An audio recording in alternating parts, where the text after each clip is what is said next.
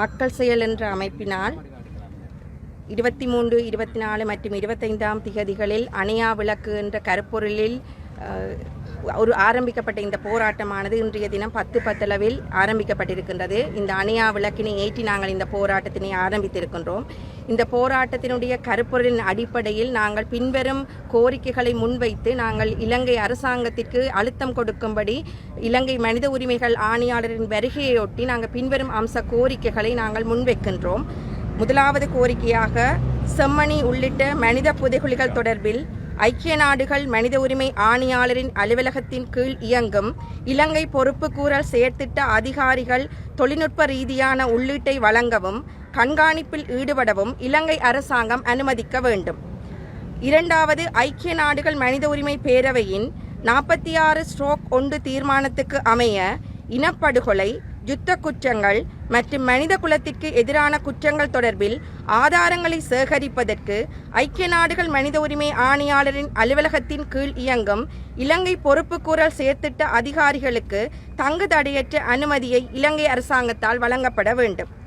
மூன்றாவது கோரிக்கை அம்சமானது மனித புதைகுழி அகழ்வு பணிகளில் வலிந்து காணாமல் ஆக்கப்பட்டவர்கள் தமது சமூகத்தின் வளங்களை பெற்று அதன் மூலம் சுதந்திரமான தொழில்நுட்ப உள்ளீட்டை பெற்றுக்கொள்ள இலங்கை அரசாங்கம் அனுமதிக்குமாறு அழுத்தம் வழங்க வேண்டும்.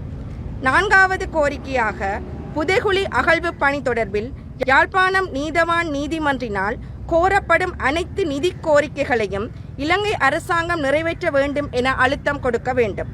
ஐந்தாவது கோரிக்கையாக இதுவரை வெளிவந்த தகவல்களின் பிரகாரம் அனைத்து புதைகுழிகள் தொடர்பிலும் சர்வதேச கண்காணிப்புடனான அகழ்விற்கு இலங்கை அரசாங்கம் அனுமதிக்க வேண்டும் என வலியுறுத்த வேண்டும்.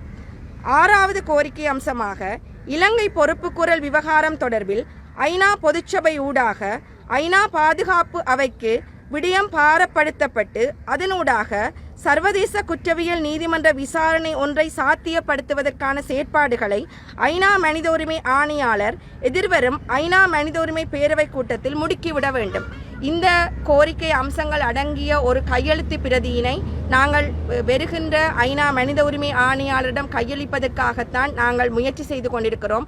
ஆகவே இதற்கான ஆதரவினை நீங்கள் வழங்குவதற்காக எங்களுக்கு அதிகபட்சம் எவ்வளவு கையெழுத்து பிரதிகளை பெற்றுக்கொள்ள முடியுமோ அந்த அளவுக்கு கையெழுத்து பிரதிகளை நீங்கள் எங்களுக்கு வழங்கி ஆதரவு தர வேண்டும் என்று இதில் கூறிக்கொண்டு, மேலும் இந்த போராட்டத்தினை அமைதியான முறையில் முன்னெடுப்பதற்காக ஊடகவியலாளர்கள் மற்றும் இதில் பங்கேற்கின்ற பொதுமக்கள், அரசியல்வாதிகள் அனைவரையும் நாங்கள் கேட்டுக்கொள்வதோடு, மிக முக்கியமாக ஊடகவியலாளரின் பங்கு எவ்வாறு இருக்க வேண்டும் என்று சொன்னால், நீங்கள் யாராவது ஒருவரை இந்த இடத்தில் கருத்து சொல்வதற்கு அழைக்கின்ற பொழுது இந்த குறிப்பிட்ட இடத்தில் எந்த விதமான ஒரு பிரச்சனைகளும் வராத அடிப்படையில் அவர்களுடைய கருத்துக்களை பெற்றுக்கொள்வதனால் நாங்கள் இந்த போராட்டத்தை அமைதியான முறையிலே வழிநடத்தி சென்று புதன்கிழமை நாங்கள் ஐநா மனித உரிமை ஆணையாளரிடம் எங்களுடைய கோரிக்கைகள் அடங்கிய அம்சமான அந்த மனுவினை வழங்குவதற்கு மிகவும் வலிச்சேர்ப்பதாகவும் ஆதரவானதாகவும் இருக்கும் என்று கோரிக்கொள்ளும்.